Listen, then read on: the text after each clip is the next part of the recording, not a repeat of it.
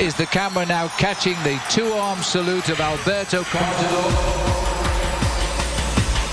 And he's won the Tour of Spain, Tour of Italy, 2 Tours of France. Amassing 4 Grand Tour wins in a row, he is the undisputed king of cycling. He is Alberto Contador. Now, as the new chapter begins, the Pistolero has a date with destiny at the week-long stage race, Paris-Nice. After a dominating mountain stage win in last year's edition, the Spaniard seemed to have the yellow jersey wrapped up. But that was before he showed us that he was indeed human. The following day he imploded, losing his lead and any hopes of winning the race. This year, Contador has vowed to avenge his loss. But the competition is stiff with an elite field of Tour de France caliber contenders, all with a burning desire to test the Spaniard.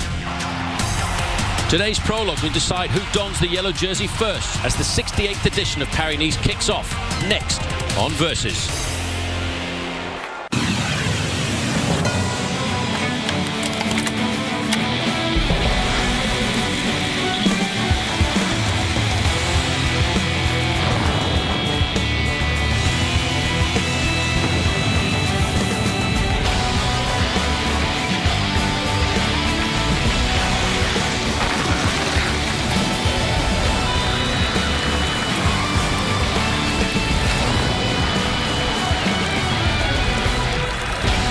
Well, this is it. Finally, the start of the international cycling season at Paris-Nice. Most people have always regarded Paris-Nice as the start of the season proper.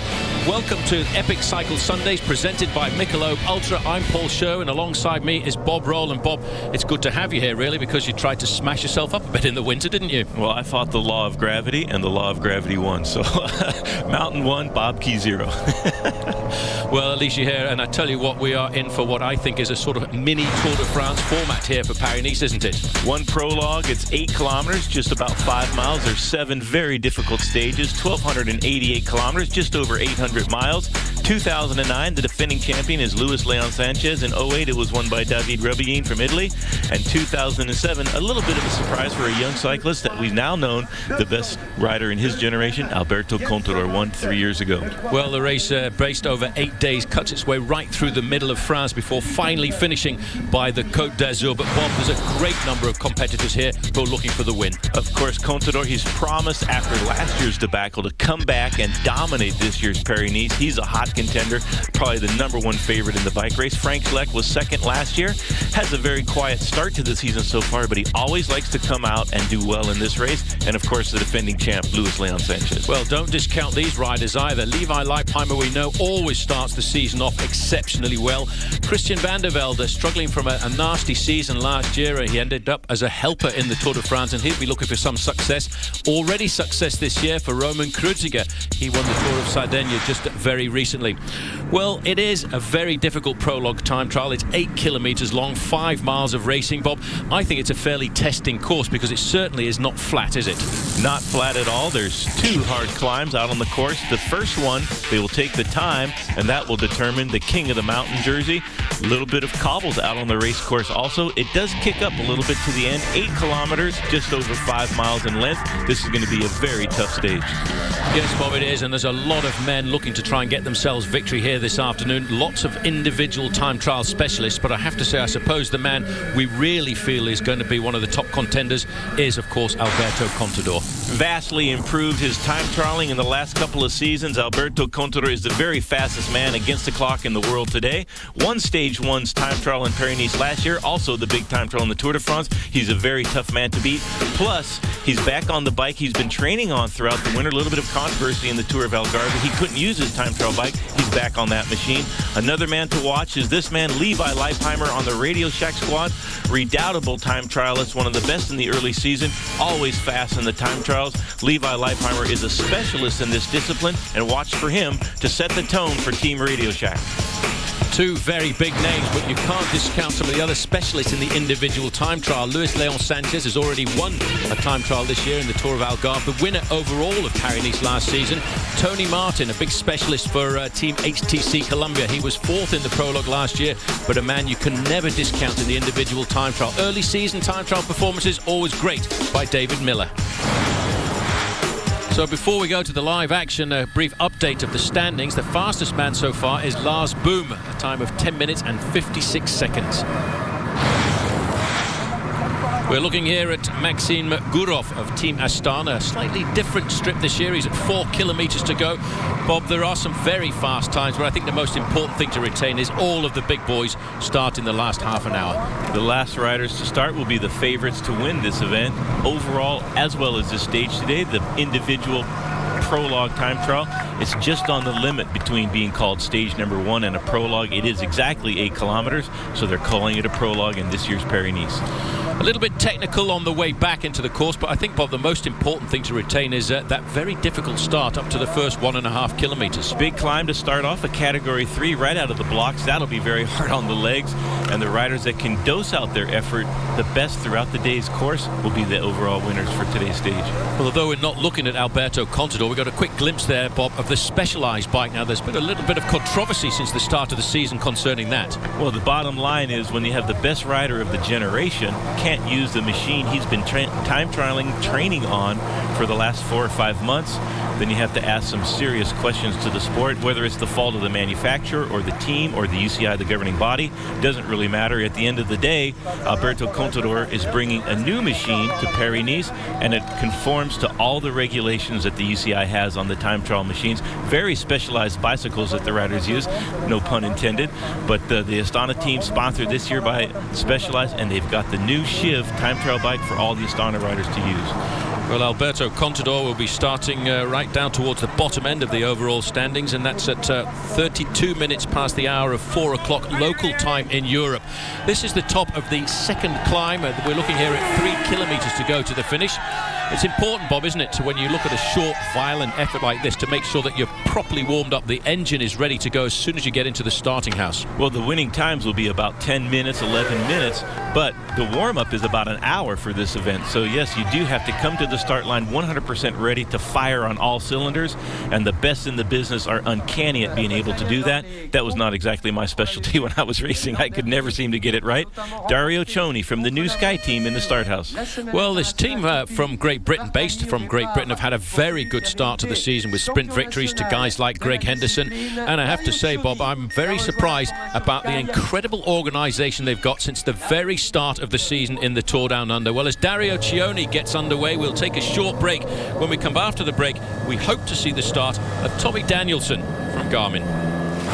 Well, this is the little cobble section, the first climb of 1.5 kilometers. We're looking onto the shoulders here of Dario Cioni. But Bob, just tell me a little bit as we look at Cioni here. Are you looking forward to the results of this competition? You might have to ride quite hard. I think I'm going to do some training before the Tour de France for the first time in about 15 years, so I can get up one of the mountains and a lucky winner be able to come over to France and join me on riding some of the big passes in the Tour de France this summer. Also, going to visit somebody's town and ride with a group of friends. So looking forward to also, Bob, that. You're going to have to get a little bit of re-education and rehabilitation done before that, because if you're just joining us, Bob Roll had a very nasty skiing accident during this winter. He tried to remember how he went down mountains when he was 18 years of age. Unfortunately, Bob, it's good to have you back, and I think a lot of people were very concerned about the injury that you suffered there. We're waiting to see whether or not we can get into the start house and see the start of Tommy Danielson. And Danielson, again, Bob, put under a lot of pressure to prove that he is going to be the great star of American cycling, but he seems to be getting overtaken by the reputation of men, of course, like Christian Vande Velde. Well, Tommy D had a great career early on. It's been a bit of a roller coaster since then. Tom Danielson, one of the big stars and hopefuls in American cycling, winning a stage of the Vuelta a España a few years ago, and of course the Tour of Georgia. Since then, he's had some rather I would say, not such great fortunes in bike racing, but last fall he started to come around, show signs of life, and he's hoping to have a good season this year and perhaps do the Tour de France later in the summer. Big congratulations for Tommy D to be at the start line of Paris-Nice, and hopefully he can have a good ride here today. Well, a number of big new teams on the block. It's very kind, I think, of the new British Sky team to put the riders' names down the side of the jersey, Bob, because that's going to make it a lot easier for us to recognise them later on in the season. Very clever placing the names there so we can read them throughout the year. Juan Antonio Flecha coming up huge in Het Nieuwsblad, the first semi-classic of the year in Belgium. He's been looking for a win in the classics for his whole career, and he finally got that for Team Sky. Well, it's a brand new team. We'll talk a little later, of course, about Team Radio Shack from the United States. But what I think, Bob, is really quite amazing is how much success Team Sky got very early on. Of course, they started in the Tour Down Under with stage victories by Greg Henderson. And also the team time trial there. They set the tone right away. They won the team time trial. That's a great credit to their program to come out and beat all the very best teams in the world in the team time trial. So I think they're going to have great results throughout the year. Well, the top of the leaderboard is still held by Lars Boom, the very good cyclo-cross rider from Holland and of Team Rabobank, with a time of 10 minutes and 56 seconds. Here, Gurov has gone out there, Bob. He's lost himself for almost 45 seconds on the fastest men. Gurov will not be contending for the stage win. He'll be counted on later in this bike race to help Alberto Contador win the overall title.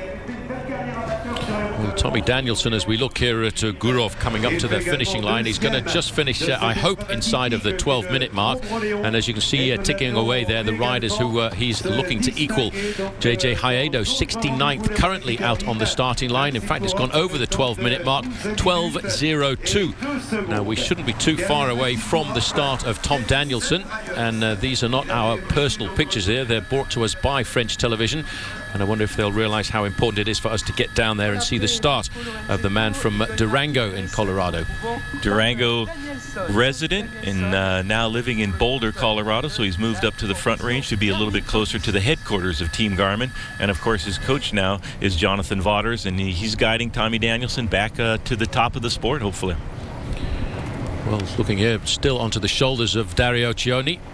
And it's very difficult, Bob, and I'm amazed at the success already of Team Sky. We expected it to be a very difficult start to the season, but I was also, if you cast their mind back to 12 months ago, Cervelo Test Team, I didn't expect them to get the amount of success that they got early on. These guys must begin to get themselves into an organizational situation, probably October, November, before the start of the season. Most definitely, and it takes usually a long time for a team to get the big results. Not the case with Team Sky and Cervelo. They've come up with the goods right away as brand new teams, and we'll see what Radio Shack can do also in the same type of situation this year. Well, Cioni's out on course. He's looking to see whether or not he can better the time of Lars Boom, 10 minutes and 56 seconds. Very shortly, hopefully we'll get a chance to see the start of Chris Horner. Well, Tadej Valdivek, he's an extremely good rider when it comes to these short stage races. Bob, he comes from the Czech Republic. Solid performer. Valdivek's been a campaigner for a long time now. He's on the AG2R French team. They had a great Tour de France last summer. 10 days in the yellow jersey with Rinaldo Nocentini, and Tadej Valdivek was a big part of that success. And he comes into Paris-Nice with some high hopes to get some good results. Yeah, Nocentini actually having a very nasty accident just about a week ago, breaking his leg. He's going to have a long time before he comes back to the top end of the sport. We have missed the start of Tommy Danielson, but I can let you know and be assured that he is out on course, and he will, I hope, get a very fast time to the top of the first climb. The first climb after 1.5 kilometers is the climb of Côte de Boursoufle, and the fastest man up there so far as well is Lars Boom, who holds the fastest time at the finishing line. Well, in about 1 minute's time, we hope to see the start of Chris Horner as the motorbikes have gone out to follow Tadej Valdivek. You get a chance to see, Bob, just how tricky that first 1.5 kilometers is through the town of Montfort. Bit of cobble sections here. Those are very tough roads to ride on any type of a bicycle, but on the time trial machine, even more challenging. So a very technical first opening couple of kilometers, and then pow, you have two very tough climbs out on the course also. This is a very testing time trial course, and it'll be a good indication of who is riding well to get Paris-Nice underway.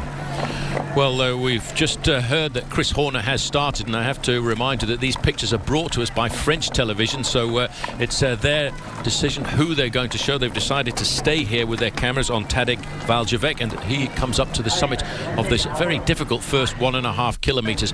In fact, the climb itself is only 0.6 of a kilometer in length, 6%, but it's a very violent effort to get into, and you've got to be careful, Bob, that you don't push yourself too fast too soon, because otherwise at the start of the season like this, the body doesn't recover quite as quickly as it might do in April or May. Most definitely not, and very technical. Lars Boom, cyclocross champion of the Netherlands for many years. Maybe the cobble roads gave him a little bit of an advantage there with his cyclocrossing skills, but you saw how rough it was on the time trial bike for Valjavec. Valjavec from the AG2R French squad. We'll probably spend a lot of time following them throughout the race course. I think we will spend a lot of time following this rider around. He is a good time trialist. Let's not forget, towards the end of the afternoon, the last man to start will be last year's winner of Paris-Nice, Luis Leon Sanchez, who's had great success so far this year, with, of course, a victory in the time trial in the Tour of the Algarve ahead of Alberto Contador, but he finished second overhaul behind his teammate there. Contador starts at 4 riders from the end. Roman Kreuziger is another starter towards the bottom end of the overall of the start list this afternoon. And of course, interesting to see how Levi Leipheimer, Bob, is going to perform, because Levi Leipheimer is a guy who likes the violent effort like this at the start of the season, and he's always fit very early on. He's been using the Tour of California for the last few years to become fit early, and he's had maybe a simple, not an easy way to get the season understarted, because that race was in February. This year, the Tour of California in May, so a very different season for Levi Leipheimer this year. Well, just a quick glimpse there of Cyril Lemoine finishing with a fairly average time for him. A new team on the spot, a French team, Dessor. And in fact, I think that's Spanish. That is a Spanish sponsor for a French team. We go back here to Tadej Valjavec. He's got a fairly solid position, Bob. He's got himself right in the middle of the handlebars to make himself as aerodynamic as possible, but probably the most important thing is that solid disc wheel at the back, because that is, believe it or not, the fact that it's at the rear of the machine, it prevents the turbulence at the back end of the bike. Very aerodynamic, as narrow as you can be through the wind. That's the ideal position in the time trial, and these bicycles are designed to do just that. Designed by an American many years ago, used by Greg LeMond to great success in the Tour de France in 1989, one of the most exciting races of all time. Well, we're looking here at Jean-Christophe Perrault. He rides for the Omega Pharmacy team, which is the former Lotto, Silence Lotto. It's changed its name a number of times over the last few years, hasn't it? Silence Lotto and Omega Pharma now. It's the same company, but they have a number of different products, and so each year they change the title sponsor a little bit, but it's always been Lotto, the National Lottery of Belgium, for many, many years. Well, as we look at the time trial champion of his country riding away here, a bit of a surprise because he beat Sylvain Chavanel on that occasion, but we're still going to take a very short break and come back with some big names like Christian van der Velde, Frank Schleck and Alejandro Valverde. Welcome back. We're at Paris-Nice, this first prologue time trial over 8 kilometers around Montfort-l'Amaury. And a very testing course too, with 2 slight climbs out on the course. We're looking here at Tadej Valjavec, the leader last year of the Tour of Switzerland, who finally finished in 7th place overall. But Bob, he lost his lead in an individual time trial to Fabian Cancellara, who was absolutely firing in the Tour of Switzerland. Cancellara, not known as a great climber, a great time trialist, and Cancellara taking huge chunks of time out of Valjavec in that discipline in the Tour de Suisse last year. And it was Cancellara that came up with the goods in the overall, which was a quite amazing result for Cancellara in last year's season. Well, coming up to the finishing line, Dario Cioni. He's not going to rock the top end of the overall table at the moment, which is still held by Lars Boom, the Dutch rider who, Bob, has been the national cyclocross champion of Holland, unbeaten since 2001 when he was a junior. He's making the transition to road racing now, and he's always been a fantastic campaigner in the cyclocross races throughout the season over in Europe and all of the World Cups and that, and now he's becoming a very solid road racer as well. Well, Dario Cioni himself, a convert from the realms of mountain biking. And I think that's where you first met him, Bob, when he was a mountain biker over here in the United States. A solid rider for Team Sky, a brand new team on the block, finishing there with the 51st best time. I was very surprised to hear Dario Cioni's accent spoke the perfect Queen's English, and I was amazed at that because he's an Italian rider. But of course, his mum is from Britain, so very interesting to talk to Dario Cioni. A chance there, Bob. If you look at that flag down in the bottom there, we can see see just how strong the wind is, and that's going to be, I think, rather important for the last riders to start. Not exactly very warm either, at 3 degrees Celsius. Lars Boom is the fastest rider, 10:56, 10 seconds faster than Sagan. Tondo, the Spanish rider, in third place. Geraint Thomas from Wales in sixth, 20 seconds adrift, and the Canadian time trial champion Svein Tuft up there as well. Well, this man has had a very good start to the season. Andre Greipel was very, very dominant in Australia in the Tour Down Under. Not a great individual time trialist, a great sprinter. And Bob, this Paris-Nice does not have a lot of opportunities for the sprinters. Well, if he wants to add to his total so far this year, the most prolific winner out on the season so far, Andre Greipel, won a lot of races, including, like you said, the Tour Down Under, plus 3 stages there. Time trial, not his specialty, and maybe only one chance to win a stage in Paris-Nice. Well, breaking news coming in to us right now, Bob. In fact, we've just heard that out on the course, Gert Steegmans has had a very nasty crash, and he has a suspected broken collarbone. Now, that is a serious blow for Team Radio Shack. Team Radio Shack sprinter Gert Steegmans going down in the prologue course. This is a very technical course, as you can see. Lots of twists and turns before the straighter roads on the climbs, and apparently Gert Steegmans hitting the deck and possible broken collarbone. So very tough luck for Steegmans. He's had a tough year already. He's already crashed twice really hard, and to be out of Paris-Nice so early. High hopes for Steegmans by Johan Brunel on the Radio Shack squad, and that is a tough blow to the success of the team. Well, I sometimes wonder how Lance Armstrong has got time to get all of this information out, because that message came to us via Twitter and Lance Armstrong's account, and Lance Armstrong is nowhere near Paris-Nice at the moment. In fact, he's on the other side of Europe in Spain. He's in Spain racing the Tour of Murcia, doing quite well there, hovering around the top 10 in the overall standings. Had a good time trial there in Spain as we watch Greipel climb, looking for the very tiny little section of road where it's smooth to get off of those cobbles that wreak havoc on these time trial machines. Well, you know, Bob, this is only an 8-kilometre time trial, and it's a very explosive effort. I know this man is in great form. He's had a number of victories so far this season. Can a sprinter like Greipel win an opening prologue like this in Paris-Nice? It's not impossible. It does happen. It's short enough that the sprinters can use their sprinting ability. It's only 8 kilometers, but I think the 2 climbs out on the course will make it virtually impossible for any of our Fest men to win this opening prologue time trial. Well, just looking down there as we now get another rider coming into the starting house, and this, of course, is Jérôme Pinault of France and of Quick-Step. Not a great individual time trialist. Came across to Team Quick-Step alongside with Sylvain Chavanel, who really has dramatically improved since he joined this German squad. Pinault now, the former French national champion, out on course. We'll take a very short break, come back later with all of the big stars of professional cycling. For the 4th instalment of the Versus You Ask series, Bobke will be taking your questions. Simply follow VS Cycling and submit your questions via the VS You Ask hashtag. If you don't have a Twitter account, just leave a question on the page and we'll make sure he gets them. Do you want to know what really happened during the skiing accident? Do you want to know who he thinks will win Paris-Nice? Well, now's your chance to find out. Well, just make sure that you get all those questions into Bob, because I'm sure Bob is very, very keen to get those answers out to you, and he will post a recorded answer to any of those questions. And I think Bob's got an awful lot of time at the moment because he's walking around the studio here on crutches. Out on the course, Andre Greipel looking fairly solid. Looking smooth. He's on the climb now. Looks like Tom Danielson now coming down to the finish line. This is a very good time for Tom Danielson. Perhaps not going to overcome Lars Boom, but a good effort by Tommy D. Well, it's going to put him, Bob, probably up in the top 10 at the moment. He's looking very solid. You see how closely he's got his hands into the middle of the handlebars there. He's rolling the top end of his body a fraction, but this is a very good time by Tommy Danielson. It should be a top 10 time there. You can see the clock just ticking over. He's pushing himself right to the limit now, out of the saddle. Last little bit of energy for Tommy Danielson to see whether or not he can stop that clock inside of the top 10. He's just going to slip outside, but that's 11th best time for Danielson, 26 seconds adrift. That's a very encouraging result for Tommy D. 11th so far. If the wind picks up, you never know, he might finish in the top 20 on the stage. It's been a long time since he's been able to do that in the early season. Great ride. We have him from France down in the top 10 there, so just behind Thiago Machado from the Radio Shack squad. Very good ride by Tom Danielson.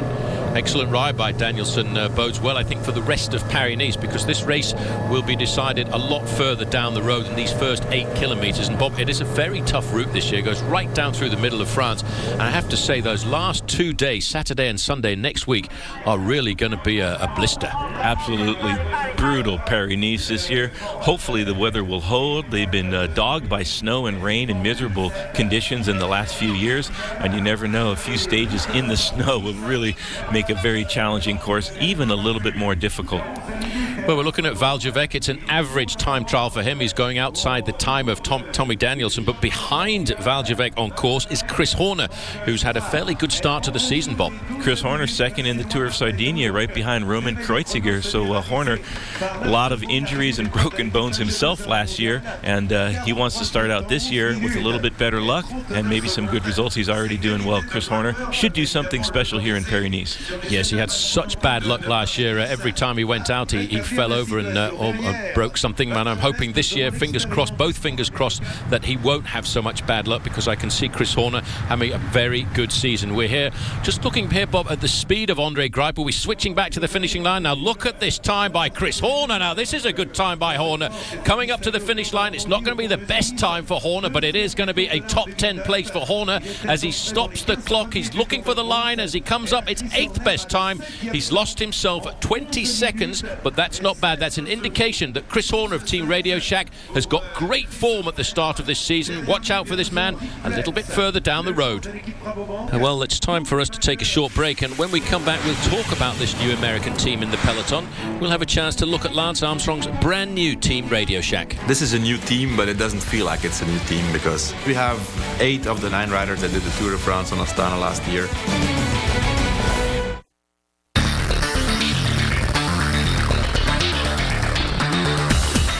This is a new team, but it doesn't feel like it's a new team, because we have 8 of the 9 riders that did the Tour de France on Astana last year.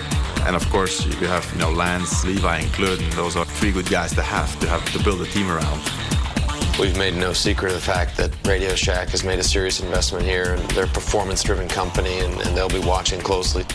It's a new sponsor, and the sponsor is very involved, and that's a good feeling that you have a big company behind you, supporting you and wanting to be involved in what you're doing. You see all these guys moving from Astana to Radio Shack, and it's not about money. It's for something else. It's because of the environment they have created over the years and the way they can do their job at the highest level and just go out there and be super excited every single day. You can see, I think, the half of the team from Astana is going with Johan, and it was nice that Lance and Johan found a new sponsor like a Radio Check. I think it says a lot about Johan, and he's meticulously built a well-oiled machine where, everybody gets along, and it's just a crazy strong team. It's ridiculous. Directors, management, everybody knows you're here for a reason. They believe in you, and that's what's really nice to have. It's very different starting a new team now than 10 years ago. Back then, we were considered as cowboys from America coming over to Europe, and we were really the underdogs. Now we are one of the favorites and having to deliver. Well, Bob, although Lance Armstrong is not on the start line in Paris-Nice for Team Radio Shack this year, this is a pretty sensible squad they've got lined up. A very stacked team, including Yanni Brockovich. Race leader will be Levi Leipheimer. Chris Horner, second in the Tour of Sardinia recently. Thiago Machado had a great tour of the Algarve. He was third overall on that. Popo, Jaroslav Popovic back, Sebastian Roeseler, who delivered the first win in Radio Shack history just a few weeks ago, and Big Geert Stieglens, the sprinter, will be looking for stage wins. Well, just looking at the starting house here, this is Jimmy Casper. Casper's had a good start to the season. I don't expect a great time trial ride by him, but he's a fantastic sprinter. Very fast sprinter, already has a stage win this year. He's a very small team, Saur, and he's hoping to get an invite to the bigger races, and they need to have some results in Paris-Nice in order to do that. Yes, he was a winner, Bob, of the first stage of a brand new stage race called the Tour of Oman, which took place just after the Tour of Qatar, and he beat all of the top sprinters to the line on that occasion, including men like Tom Bonen.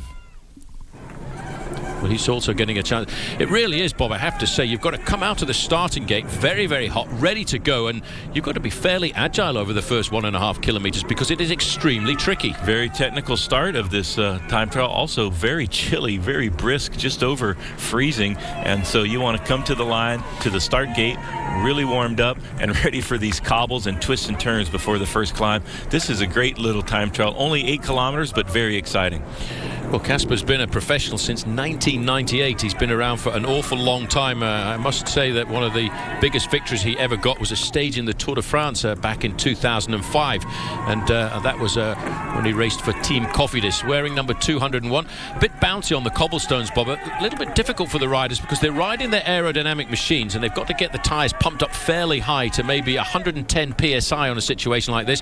That's not comfortable on the cobbles. No, most certainly not. You can see Jimmy Casper there looking for the tiny strip of actual concrete just on the side of the cobbles. So it's because these bikes are not built for the cobbles. They're built for cutting through the wind and absolute speed in the time trial. If you just listen for a moment there, you can just hear that whistling of the back wheel. That's the disc wheel in the back there, and as the rider gets out of the saddle a fraction, it tends to whistle along, and it's a solid wheel at the back. You can see there you've got big thick discs at the front, you've got big thick rims at the front there. As we look a little bit further back, this is Perrault in the back here now, French national champion, and this is a fantastic time by him. A big surprise when he won the national championships, Bob, I have to say, because everybody expected the win on that occasion to go to Sylvain Chavanel, and this young man popped out of nowhere. And we see him closing in on Wesley Sulzberger that started a minute before him. So this is a very good ride by Jean-Christophe Perrault. And he's on the Omega Lotto team. That's a Belgian squad, but this Frenchman is a very good time trialist. Well, he's not worrying the time at all of Lars Boom, which is still the top time at 10 minutes and 56 seconds, but it's going to be a solid ride by the French time trial champion. 11th best time for him, 23 seconds adrift.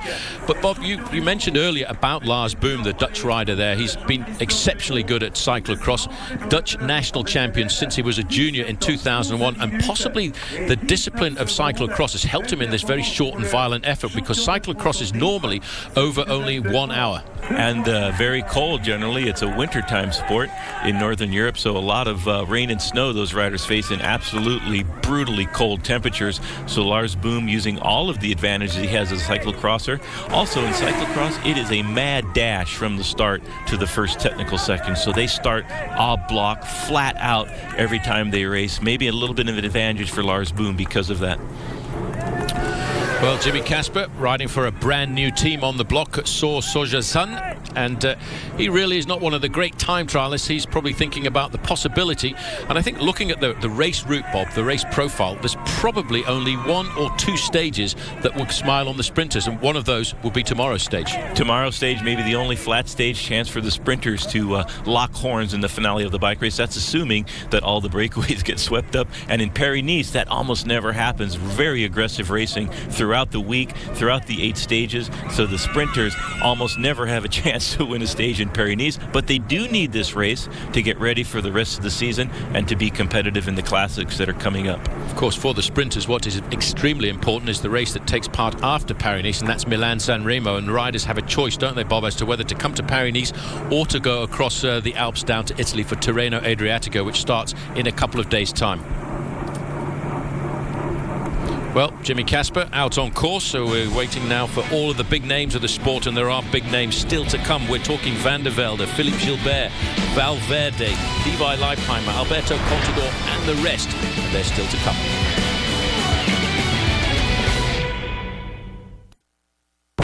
Epic Cycle Sundays presented by Michelob Ultra continues next Sunday with the recap and final stage of the 68th Paris-Nice.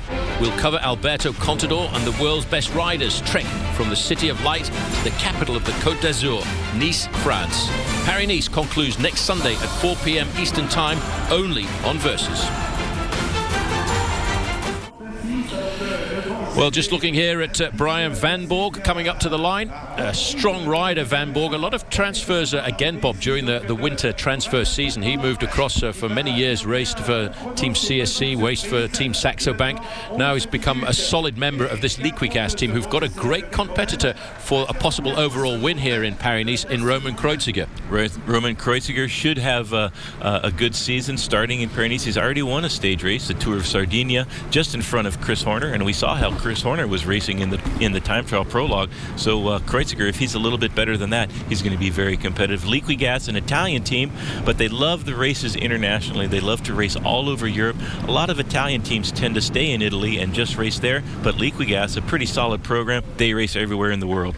Well, he is a sprinter, but he's also a very good time trialist here, because Andre Greipel has pushed himself around this course. He's going to finish with a top 20 time here, Bob, and that's fairly impressive. He will be thinking about the possibility, trying to get the lead early on, but I think more importantly for him, he's going to try and help the team. 29th time for Greipel, 11 minutes and 30 seconds. Well, amongst the sprinters, that's a solid effort by Andre Greipel, and it's a good indication he's carrying some good sprint form into Paris-Nice here. He might only have one or two opportunities to win a stage, but I don't think he will miss out on the opportunities if he has them. I think he will deliver the goods for HTC Colombia. 6 victories so far this season, including the overall victory in the Tour Down Under, a stage in Mallorca and a stage in the Tour of the Algarve. Casper, a smallish rider here, Bob, stuck in the middle of his handlebars. It's difficult when you're a sprinter and you have to ride this solitary effort, isn't it? Most definitely. The sprinters in general like to taste the blood and tears of their competitors coming down that finishing straightaway and locking horns in incredible battles. We love to watch the field sprints, and Jimmy Casper, one of the best in the business at that discipline. It's a very scary place to be when you're coming 60 kilometers an hour towards the finish line, but he has nerves of steel. Time trialing, not exactly his specialty.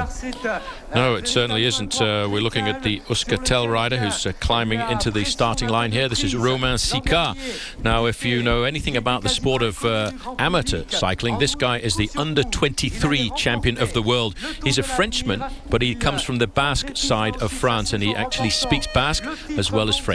Very interesting that none of the French team picked up Romain Sicard after winning the Tour of l'Avenir and the Under-23 World Championships. This is the biggest star on the horizon for French cycling. He will get a big round of applause wherever he races for the next few years.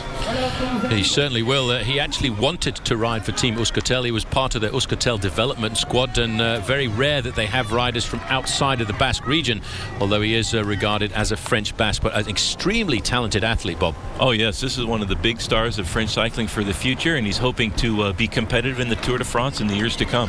Well, I hope our French host televisions are going to be kind to us, because in about 30 seconds I'm waiting to see the start of Christian van der Velde from Team Garmin. Now, van der Velde, I think, will be looking for a solid start to the season. Bobby had an awful lot of bad luck last year, although he was extremely solid in the Tour de France. Here he is. Christian van der Velde hails from Chicago. From Chicago, Illinois, VDV, Christian van der Velde, one of the big stars of American cycling.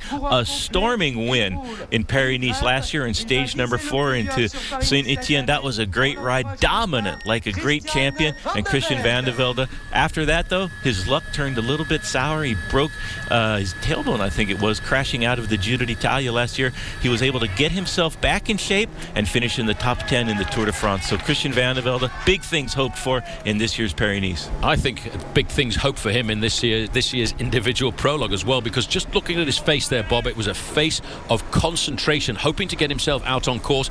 For him, of course, it's a big rendezvous. For everybody, it's a big rendezvous. We're looking here at Romain Sicard, under-23 world road racing champion, extremely talented bike rider. My question to you is, how is Levi Leipheimer going to perform? He starts 10 riders from the end. We've always seen him really go. First race of the year, Tour of California. That's now moved to the month of May.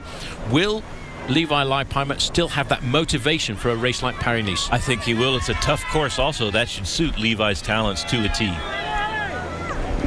It should, I think, and I think coming up very shortly, we'll take a quick break, and then Philippe Gilbert is a man who will be getting into the starting house, and he, although a one-day bike rider, is quite possibly a tip for the top.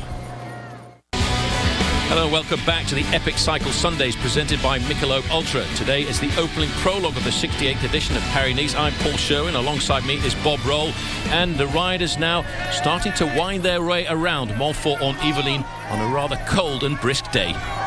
Looking here at the under-23 time road racing champion of the world, Roman Sicard, riding for Euskaltel Euskadi.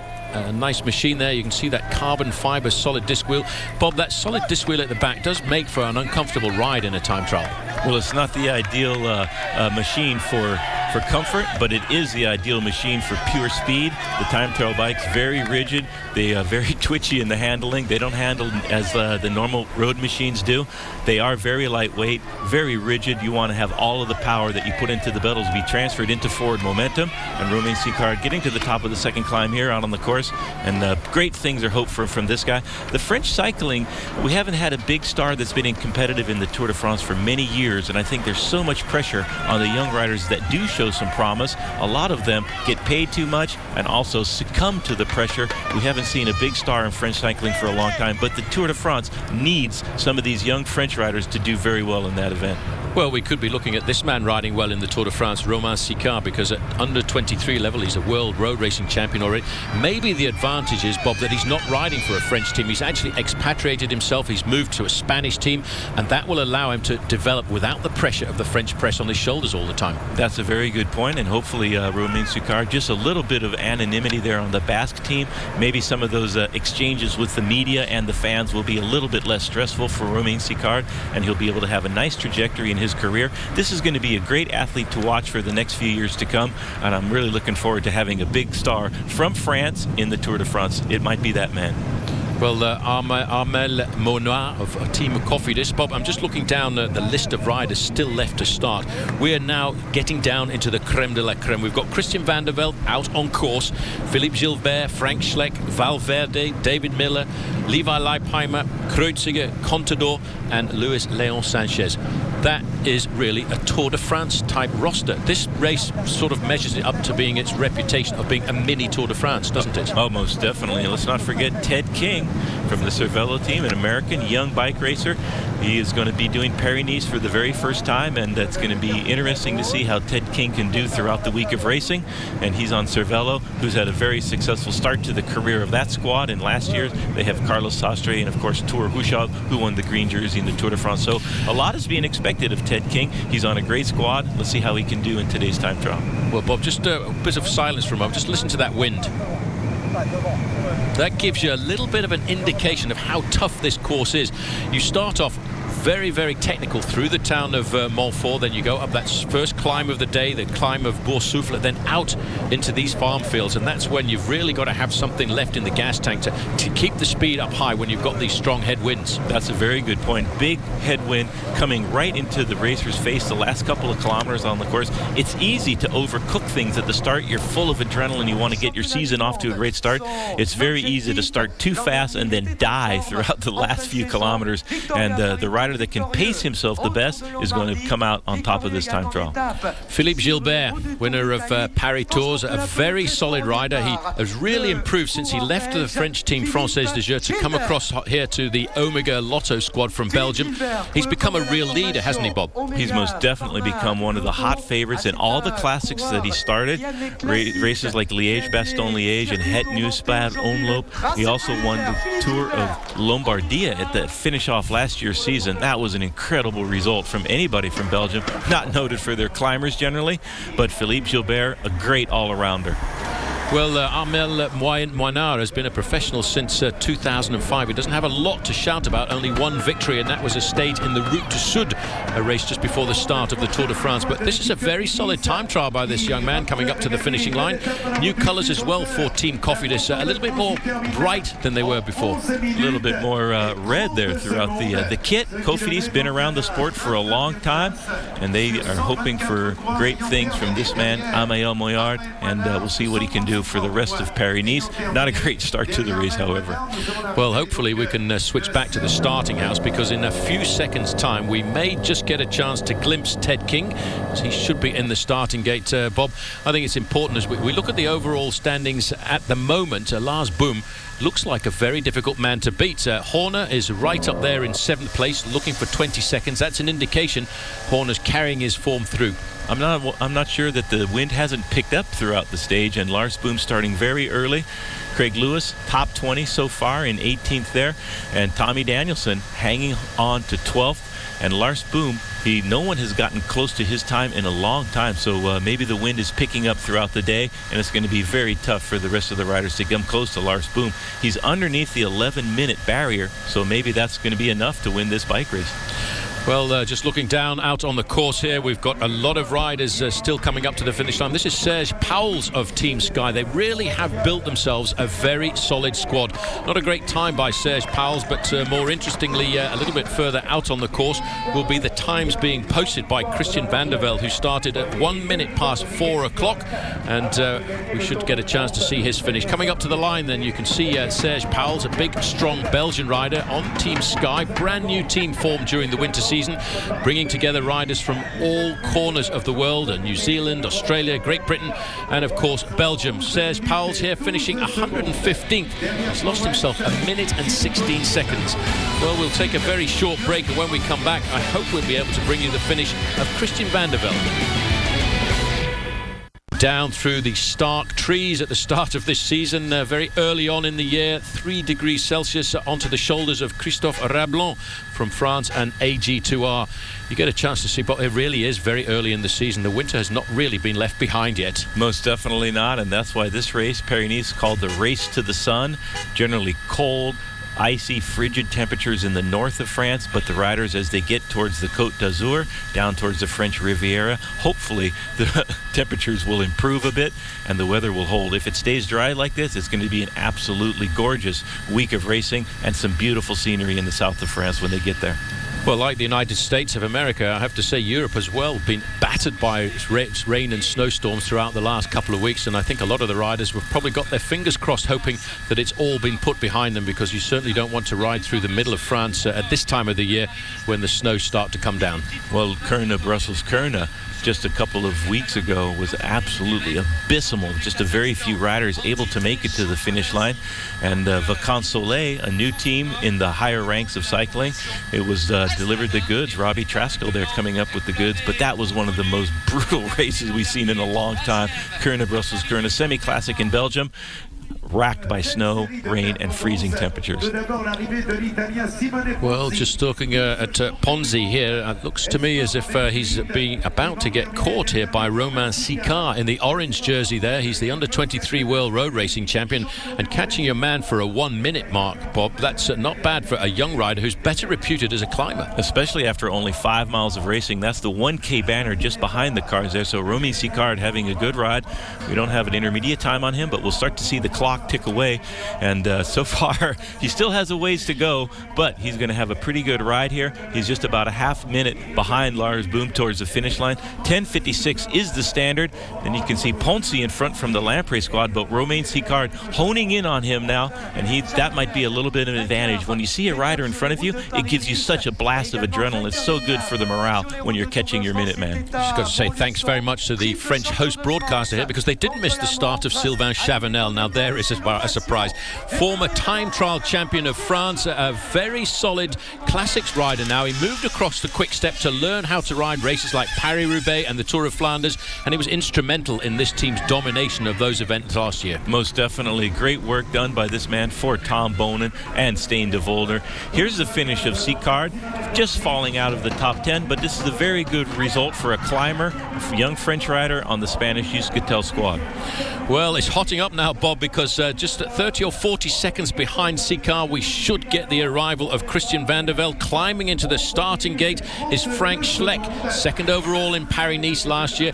These riders, the Tour de France contenders, take Paris-Nice extremely seriously, don't they? Because it's the first chance they've got to measure themselves against their rivals. There he is, Frank Schleck. Frank Schleck, multiple winner of stages in the Tour de France, also many times in the top 5. Brother of Andy Schleck, perhaps, who has eclipsed his older brother's accomplishments so far, but Frank Schleck, he's coming here to Paris-Nice with hopes of winning this race in a week's time. He's one of our big contenders.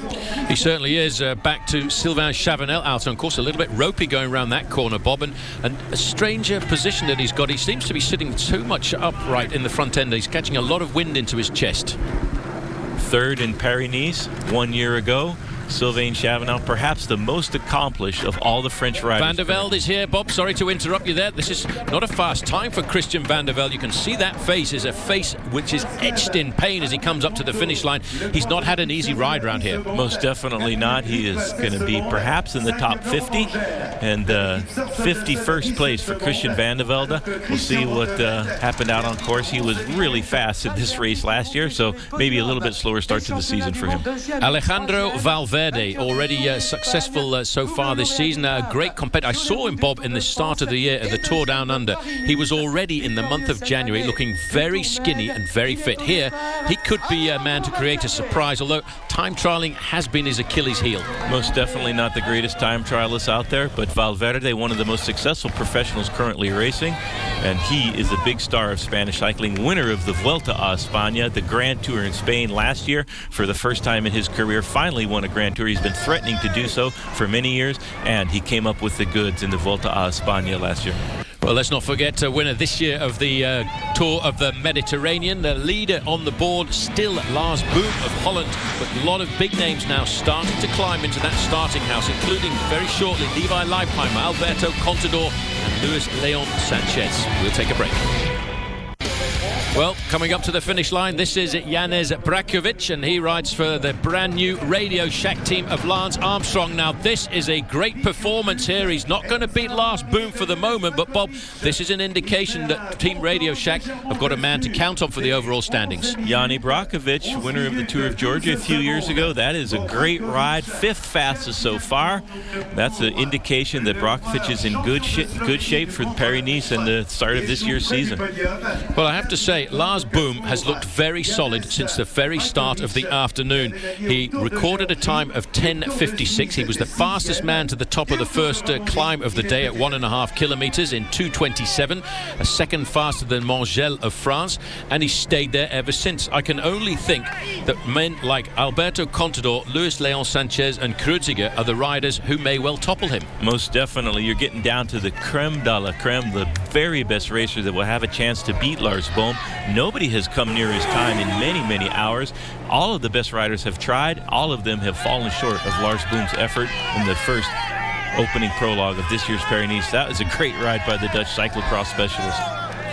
Well, the winner of the Vuelta a España, a great contender, a man who for many years has been linked with controversy, and I don't know, Bob, how he's been able to put all that controversy to one side and concentrate on just racing his bike. Well, it's a real measure of the athlete. Valverde, capable of concentrating, not losing his focus no matter what was going on in the papers in order to win the Vuelta a España last year. Unable to start the Tour de France because of a small incursion into Italy, and there he was wanted to answer a few questions with the Italian or actually Olympic Committee, and so Valverde has had a bit of a rocky road, though, but it's not changed his focus at all. He's been able to concentrate on the job at hand, and he used that talent to win the Tour of Spain. Very credit to the man's ability to concentrate.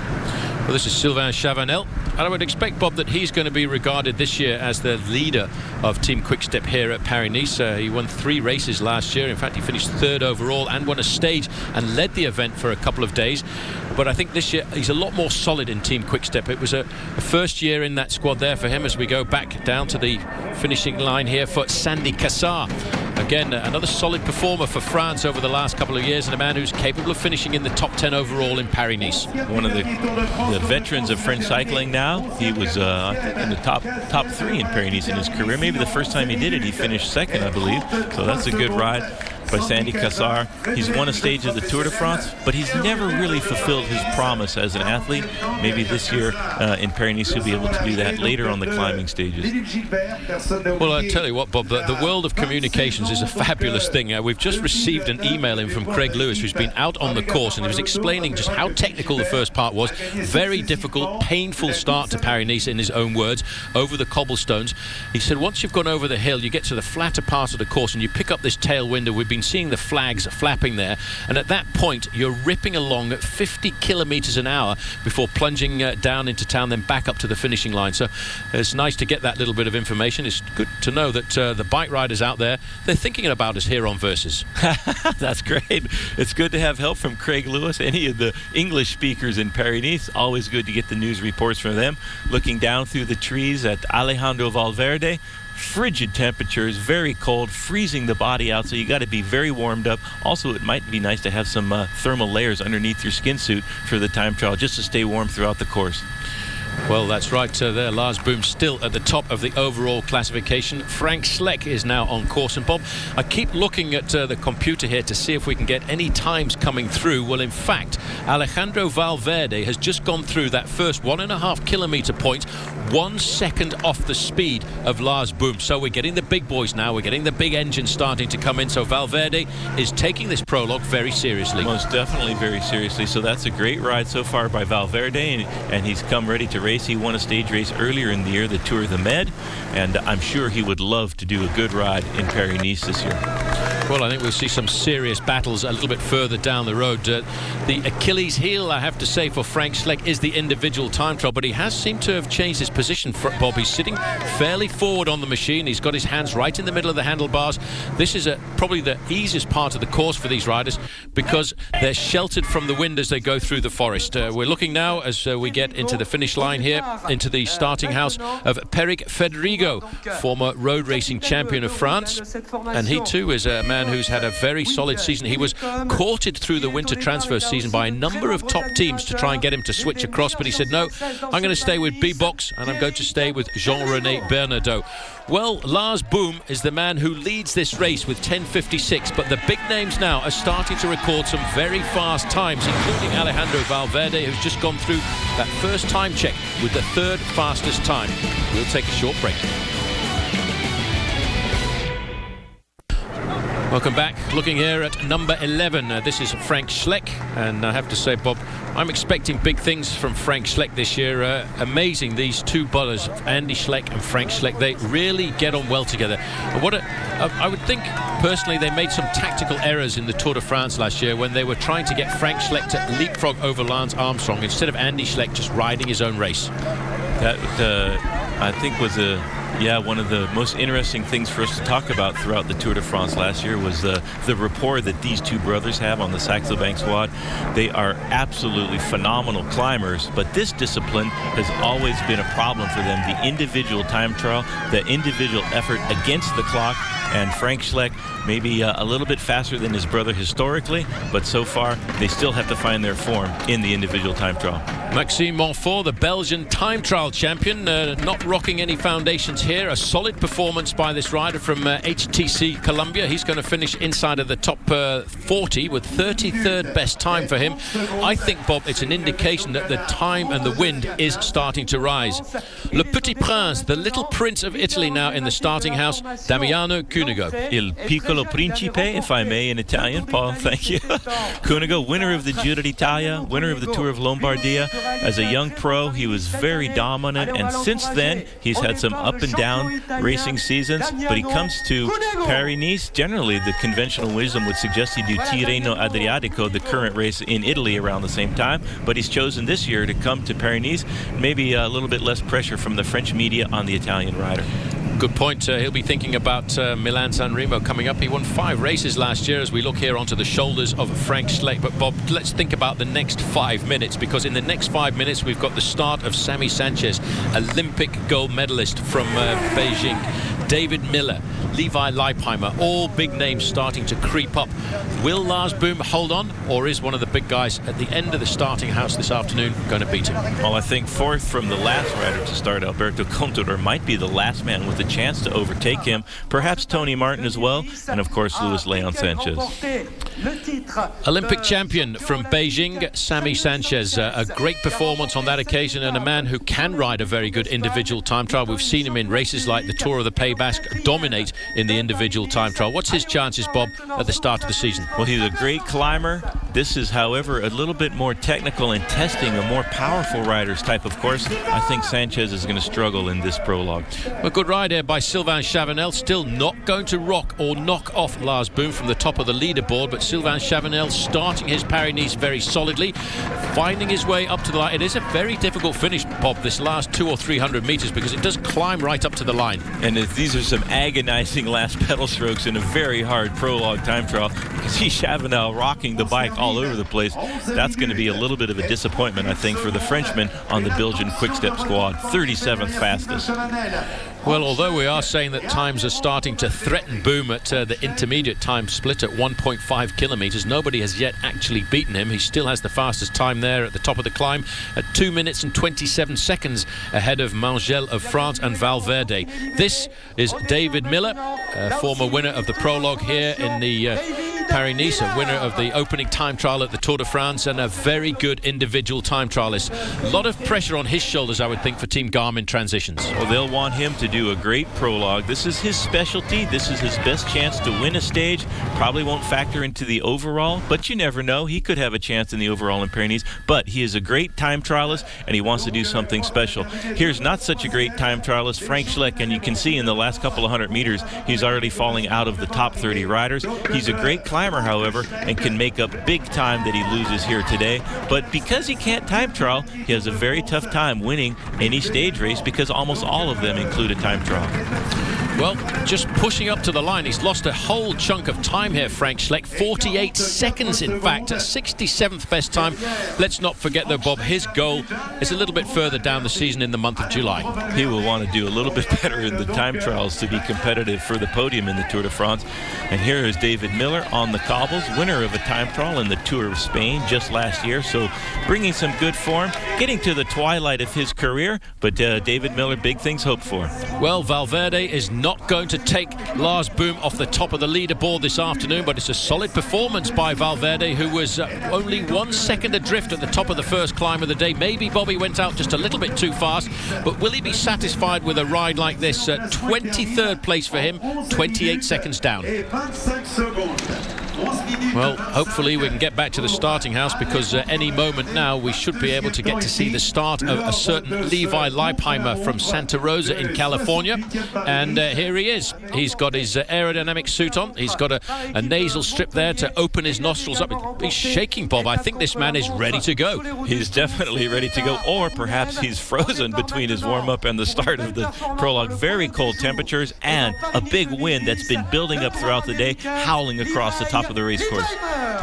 Well, there he goes. He is a great time trialist. He's dominated the Amgen Tour of California in the month of February for many, many years, and now he's going to be able to race in much better climatic conditions in the month of May when the race shifts across. Miller, I think, is taking this time trial very seriously. I'm not sure if you noticed just how violently, Bob, he came out of that starting gate and over those cobblestones. Shifting now into the bigger gear at the top of this climb. David Miller, one of the best at this discipline in the business, and he's wanting to do something good in this year's Paris-Nice opening prologue. I think he probably has expectations of winning this thing, but Lars Boom is going to be very tough to beat. He started early in the day, and no one has come anywhere near to his time so far, and it's been very hard for some of the specialists even to crack the top 10 so far. Well, he just went through there the top of the climb, so we should get his time in a moment. Just Postuma, former stage winner here in Paris-Nice and a solid member of Team Rabobank. Sammy Sanchez, by the way, went through the first time check just 4 seconds off the speed of Lars Boom. Now, maybe he is judging his effort to perfection to keep a little bit in reserve for the final part of the course. That will be absolutely essential because of the big headwind blowing into the riders' faces in the last couple of kilometers. Well, this is Jérôme Coppel coming up to the line here, a Frenchman on this new French squad, Source Casassun. And not a bad ride by him either, Bob. I'm not quite sure about the jersey. It looks a little bit split up there with different colours patched together. A lot of sponsors to keep this team together and get them to the start line. You can have one big sponsor or a whole pile of smaller ones. These Seua riders trying to use the latter iteration in cycling. Well, we're out on course here with Just Postuma. You get an idea of just how cold it is. It's 3 degrees Celsius, and Postuma's opted to race here in long sleeves and long shorts as well. Well, leg warmers, I have to say.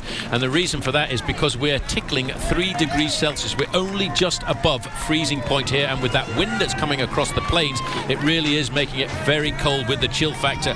We're going to take a very short break, and when we come back, we'll be looking at these big names. We're looking at Roman Kreuziger, Tony Martin, Alberto Contador, and of course the last man to start last year's winner, Luis Leon Sanchez. Well, as we look now into the starting house, Jurgen van den Broek will be the next man to start, but we're still wondering whether or not the Dutch cyclocross champion Lars Boom can be knocked off the top of the pedestal, because his time of 10:56, Bob, is the only time so far that has gone inside of the 11-minute mark. And that might be the magical barrier, that the only man capable of coming underneath that turns out to be the winner. We see it happen many times throughout the season. Here is Just Postuma. You can see how cold it is. He's got long figure gloves, shoe covers, and even tights on for this time trial. Rémi Poriol, not a bad ride for France there. 8th at 19 seconds adrift. Just goes to show that the riders are starting to take advantage. From what is being reported to us, Bob, from the course, is that the wind is starting to dip down a little bit. Well, if the wind dies, then the riders still to come have a little bit of an advantage. Lars Boom still leading, and this is his countryman Just Postuma, stage winner here in Paris-Nice previously. But you can see how cold it is for the riders, and he's got just about all of his winter clothes on for this time trial. You almost never see that in such a short race. Well, as our mate Sean Yates, again a very good individual time trialist, when he raced, would look at that position of Postuma's there and say that was a beastly position, because he really was very low at the front end of his machine. Well, you want to get as low and narrow as possible. That's the conundrum in time trialing, but also you don't want to restrict the breathing. So it's a very fine balance that these riders take many years to perfect their position on the bike. As I said, only one man inside of 11 minutes. That's Lars Boom at 10:56. Chris Horner is still inside of the top 10 with a 9th place there. As we look here at Henrik Hausler, who missed his start, Bob. He was late coming up there, probably trying to stay as warm as possible. He's going to have to sprint quite hard up to the top of that climb. Heinrich Hausler, that is a disaster for the Cervelo team. Missing his start time, they just sent him right straight out on course, and you can see it's usually a minute gap, and it's only a few seconds to this man, Roman Kreuziger, before his start. Well, we've got 6 riders left to start. Roman Kreuziger is the 6th from the end. Behind him, Tony Martin, Alberto Contador, Carlos Barredo, Jens Voigt, and Luis Leon Sanchez. It was actually in Paris-Nice a couple of years ago that this name first came to us. Now, I have to tell you, Bob, since then he's won the Tour of Romandy and he's won the Tour of Switzerland. Tour de Swiss champion Roman Kreuziger a couple of years ago. Very good time trial, a solid climber. He had a fantastic Tour de France last year. One of the big stars of cycling from the Czech Republic. We don't have a lot of riders from Czech Republic, but Roman Kreuziger, the very best and one of the best in the business. Immediately as a new pro, he established himself as one of the best riders in the peloton, and he's always had good results early in the season. Well, Peric Federigo, an aggressive rider. He's going to finish inside the top 40. 38th time for him, 33 seconds adrift. A solid ride. All of these riders now, Bob, seem to be hovering between 20 and 40 seconds. A lot of people believe that this man is going to be a favourite for today's individual time trial, because he's a great time trialist, Tony Martin. Been compared to the great Jan Ullrich from Germany. Tony Martin, a lot of pressure, young man in the sport, racing for the white jersey in the Tour de France last year. Came up a little bit short from Andy Schleck, who finished 2nd overall. But Tony Martin, one of the best overall and all-around riders in the sport today. 4th in the opening time trial last year, which was a little bit longer than this one, but he did go away from Paris-Nice with a prize. He was the winner of the King of the Mountains classification because of the aggressive nature that he rode the event. Seems to be taking a fairly precarious start, Bob. Obviously, hearing back that we have heard that, in fact, Big Gert Stegmans of Team Radio Shack went out with a nasty crash and has a possible suspected collarbone. Tony Martin looking to take a little bit of an easier trajectory, going a little bit easier at the start of this time trial stage. Champion of Spain in the individual time trial, champion of the Tour de France on 2 occasions, Giro d'Italia, and of course Vuelta a España. the man himself, I have to say now, Bob, the king currently of the sport of professional cycling, Alberto Contador. Most definitely the best rider of his generation in all of the disciplines in the stage races. He's won the Giro, he's won the Tour, he's won the Vuelta, he's also won Paris-Nice a few years ago, and here is a start to his prologue. Pointing to his ear, perhaps he couldn't hear the directions from his team manager, wanting the radio to be turned on, and so a little bit of a communication problem right out of the box for Alberto Contador. Well, he will not be happy about that, Bob, because he'll want to get... In fact, if looking at his face, he didn't look like a happy man there. Now, look at this time here of Sammy Sanchez. He's got Damiano Cunego in his sights. This could be the first time that Lars Boom has not been at the top of the leaderboard, because there is the Olympic champion. We know he's a great time trialist, Bob.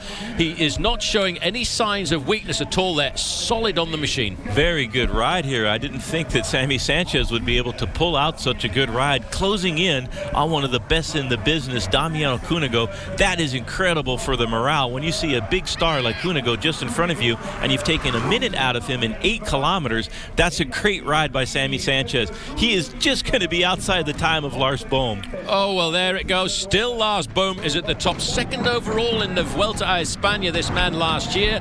Olympic champion in 2008, but this is a solid ride, announcing that Team Euskaltel are going to be rather aggressive, I think, throughout the rest of Paris-Nice. 5th best time for him, looking for 15 seconds. But Bob, look at the average speed.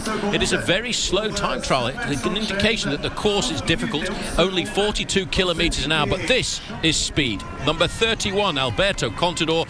Look at his bike, Bob. He's got his Specialized back. He's got his Shiv back, the Specialized time trial machine that he's been practicing on since last fall. They are the sponsor this year of the Astana squad, and that's a little bit different. He was on Trek bikes last year, but this year he is on Specialized, and presumably they have all of the controversies straightened out from the UCI and Specialized. They got the machine dialed this time. I think, Bob, a lot of people around the world are very happy there to see Jens Voigt back in the sport. David Miller is not going to be the best time, but it's a good time by the man from Garmin Transitions. David Miller is coming up to the line. He's challenging the time of Sagan. It's going to be 4th best time for David Miller, 11 seconds adrift. He'll be happy with that. And riders starting now to get closer to Lars Bohm. We haven't seen anybody get close, but David Miller showing that it's possible for somebody to overtake the Dutchman.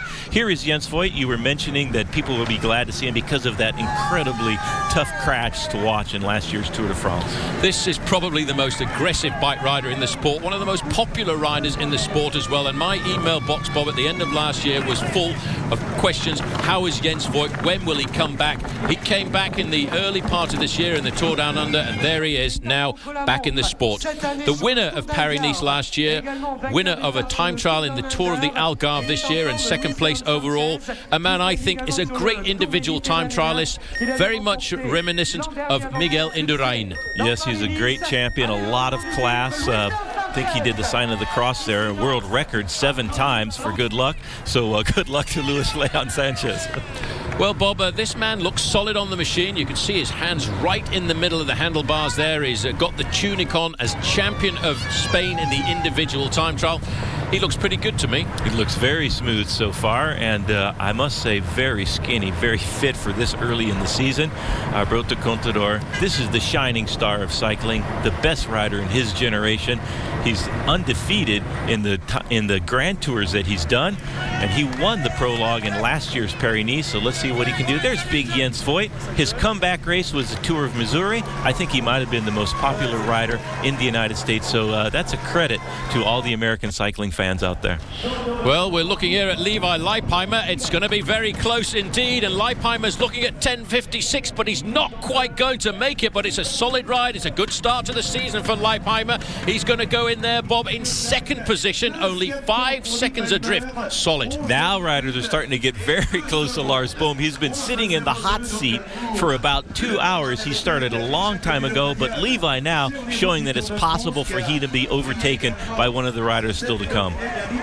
Well, I'll tell you one thing, Bob, as we look here at the shoulders of Jens Voigt, the aggressive rider getting to the top of the climb here, I can tell you that Alberto Contador went through that first time split 6 seconds adrift. Roman Kreuziger was 2 seconds adrift, so maybe Contador is not having a fast start. We'll see if Contador is dosing out his effort in order to save a little bit for the finale. Maybe it's that communication thing. He doesn't know exactly how fast to go without any communication between the team car and his efforts out on the time trial course. Well, as we look here at Jens Voigt, we've still got some very fast finishes to come. We're still waiting to see the arrival of Roman Kreuziger, Tony Martin, Alberto Contador. Can he come back over the second part of this course? And of course, to wrap it all up, Luis Leon Sanchez. Welcome back to Paris-Nice. The shadows now starting to stretch out in the latter part of the afternoon. Sorry about the little bit of picture breakup, but it's because we're going through that forested area out on the course there. A slow start for Alberto Contador, but will it be a fast finish? This is Jos Postuma coming up. A solid ride by him, but losing a fair amount of time over the second part of the course. Preferring perhaps to stay warm than go fast. Jos Postuma falling outside of the top 70 riders. 75th fastest. We'll see if he can improve on that throughout the rest of the Paris-Nice stage race. Well, Bob, just a brief reminder as we look here at Jens Voigt. The finish line now looks like this. Lars Boom with the fastest time, 10:56. Levi Leipheimer just outside of 11 minutes in 11:02 into second place. That's the first time that the top 10 has changed very much over the last hour or so of racing. David Miller and Levi Leipheimer getting a little bit closer to Lars Bohm, but still nobody has been able to go faster than he. There he is at the top of the leaderboard. Levi's in second. That is a great ride by the man from Santa Rosa. And of course from the new American team, let's not forget Team Radio Shack, a team that was formed during the winter transition season by Lance Armstrong and of course Johan Brunel, bringing together with them. It's pretty much reminiscent, Bob, of US Postal, Team Discovery, Team Astana. It's all of the same thing, they just changed the colours. Here is Christophe Lemevel, top 10 in the Tour de France. He won the Tour of Haute-Var earlier in the season this year. One of the French stars, but a very slow prologue time trial here, trying to get into the top 100, just outside of the top 100 riders. Not a great prologue by Christophe Lemevel. He's almost lost himself a minute on Lars Bohm, who still to this point, Bob, is the only man to go inside of that very special 11-minute barrier. Out of the saddle, dancing on those pedals, Alberto Contador. How do you think he looks?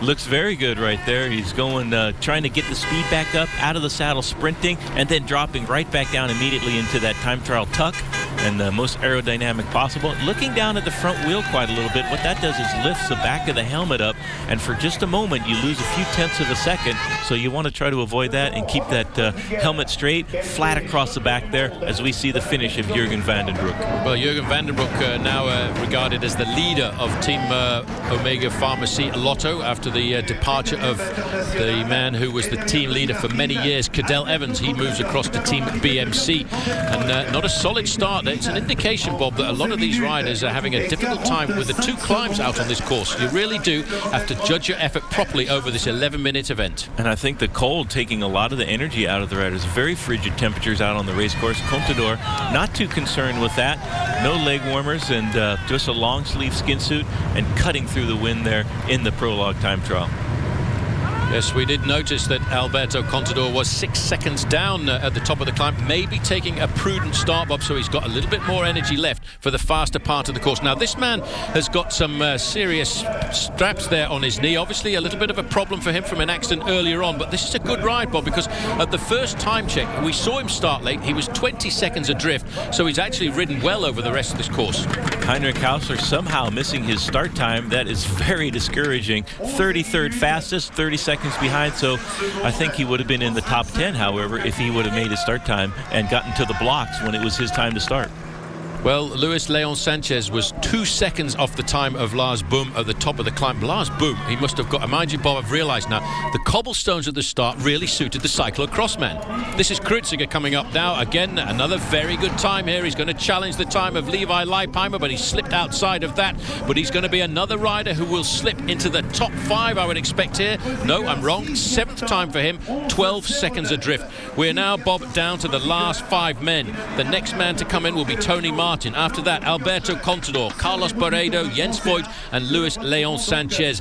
Can Tony Martin do it today? Tony Martin might have a good chance. A very compact rider, very fast, very powerful. It's only a 43.9 kilometer average. Tony Martin in the front. In the back there is Alberto Contador. He is ripping up this individual time trial, Bob. He started slowly, 6 seconds adrift at the top of the first climb of the day, but this man we've seen over the last couple of years has become one of the great time trialists of the sport. Look at that face. Hitting the afterburners in the finale of the prologue.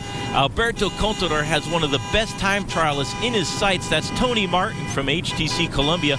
Just ahead of him now, you can hear the horn of his team manager telling the car in front to get out of the way. Here comes one of the fastest men in the prologue, Alberto Contador. And Bob, we're looking there at the outside chainring, a very big chainring. I would guess and ascertain we're looking at around about a 55-tooth chainring on the front there. That's a massive gear. And you can see the chain up into the middle of the cog there in the rear cassette, indicating that it's a very strong wind blowing. Generally on a flat road like this, they would be down in the 11 or 12, just hogging it to the finish line. Here comes Tony Martin to the finish line, but right behind him will be Alberto Contador. Well, Tony Martin really did crack in the last part of this race, because he is a surprise 62nd place finisher to me there. Now, Bob, I'm not surprised to see this man, though, ripping it up. Let's have a look at the time. 10:44 he's been out for. He's got to beat Lars Boom in 10:56. It's going to be very, very close. He knows that. He's out of the saddle. He's digging deep to try and get this clock to stop, but will he make it? It's going to be a little bit too far for Alberto Contador. He has slipped outside the time of Lars Boom. Is he going to slip outside the time of Levi Leipheimer? Yes, he is.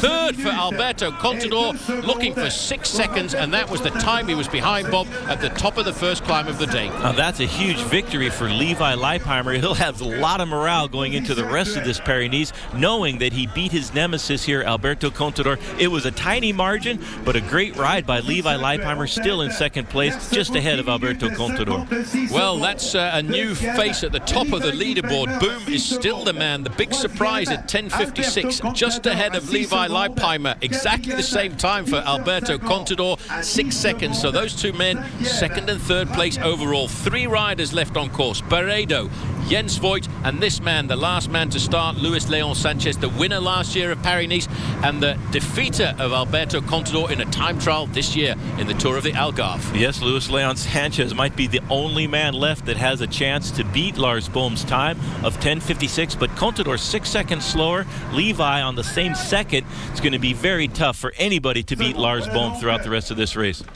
Carlos Barredo there, you can see in the blue jersey of Quick Step, looking a little bit further down the road there. It looks to me like big Jens Voigt. What a competitor. He told me the other day in Australia, he says, I'm even aggressive when I go to get my numbers and sign in. He's always looking for a battle, and Jens Voigt, a good time trialist. He's won a lot of big stage races, including Tour of Germany and Criterium International in just a few weeks' time. So Jens Voigt closing down on Carlos Barredo. Well, Barredo comes up to the line there. He's going to stop the clock with an average time for him, 76th finish for him. But look at Jens Voigt all over the bike, fighting all the way to the finish line. This man finds it. Look at this time. We're looking at a special time by Jens Voigt, because Voigt, I don't think, is going to take the overall victory on the stage here this afternoon, but it's going to be very close indeed for Jens Voigt. He comes up to the line. He's looking at Leipheimer's time, and he got it. He's got second, 10:59, only the second man to go inside of the 11-minute mark.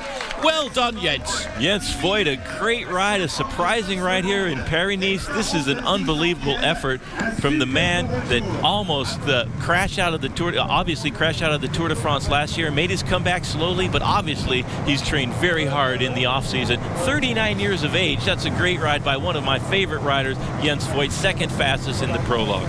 Well, it's all about Luis Leon Sanchez now, but that was fantastic to see Jens Voigt come in like that. He is a competitor. The time to beat for Luis Leon Sanchez is 10:56, and look at this time. He's going to go very close indeed. He's a long way out. He's on one of the fixed cameras a fair way down there, but he well could do this. The time to beat Lars Boom, 10 minutes and 56 seconds, 51 seconds. It's going to be very close indeed. Look at the barriers rippling there as he comes up towards the finishing line. He's gone outside of that. He's looking to defeat Jens Voigt. He's not going to do that either. Now he's looking at the tail of Levi Leipheimer. He's He's gone by as well. Sanchez is trying to keep himself up in the top 10. He's going outside the time of Miller and Lelay. 9th for Luis Leon Sanchez. He's lost 12 seconds, and what a great performance. We've got to go back to the Dutchman who started hours ago, Bob. Lars Boom, champion of Holland in the cyclocross discipline since 2001, undefeated when he was a junior, under 23 and then a professional.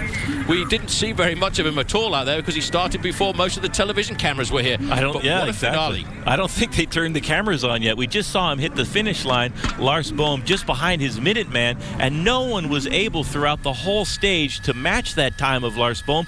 Levi Leipheimer coming close, Contador coming close, and Luis Leon Sanchez coming very close. But what a great ride by the cyclocross star on the Rabobank squad. That is a huge result for Team Rabobank. So the first leader of this bike race, Lars Boom, leads in the overall standings by 3 seconds ahead of Jens Voigt. Levi Leipheimer in 3rd place, looking for 6 seconds with Alberto Contador, and Peter Sagan of Slovakia in 5th place. A little bit further down, David Miller in 7th overall, looking for 11 seconds. Luis Leon Sanchez, last year's winner, in 8th place, looking for 12 seconds. Roman Kreuziger, 9th, and Sammy Sanchez, the Olympic champion, in 10th.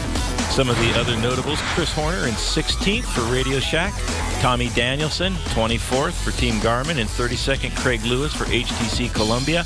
Ted King, the other American in the race, 130th, but way down in 85th place. Frank Schleck. It's going to take him a long time and a lot of uphill miles to close the gap down to the lead.